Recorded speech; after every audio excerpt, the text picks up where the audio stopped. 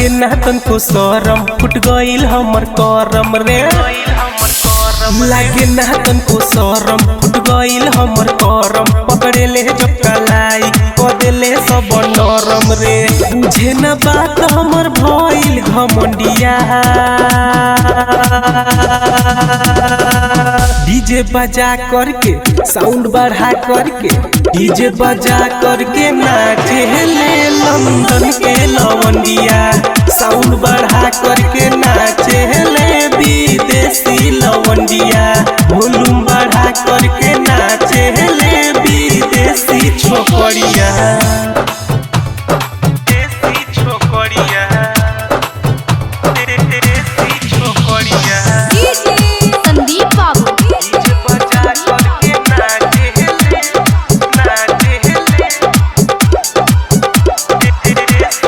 रहिया में जब चले ले चोलिया के बटन खोले ले माथा भइल पागल जब रतिया में इंग्लिश बोले ले माथा भइल पागल जब रतिया में इंग्लिश बोले ले रहिया में जब चले ले चोलिया के बटन खोले ले माथा भइल पागल जब रतिया में इंग्लिश बोले ले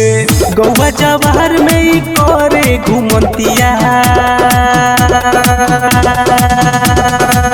डीजे बजा करके साउंड बढ़ा करके डीजे बजा करके नाचे ले लंदन के लवंडिया साउंड बढ़ा करके नाचे ले विदेशी लवंडिया वॉल्यूम बढ़ा करके नाचे ले विदेशी छोकरिया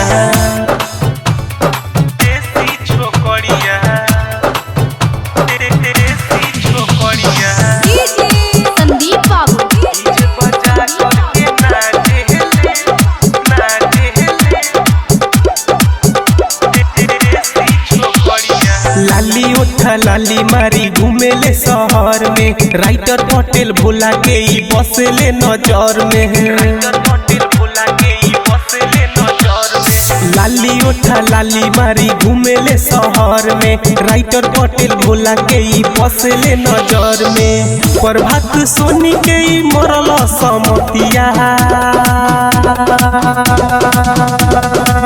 डीजे बजा करके साउंड बढ़ा करके डीजे बजा करके नाचे ले लंदन के लवंडिया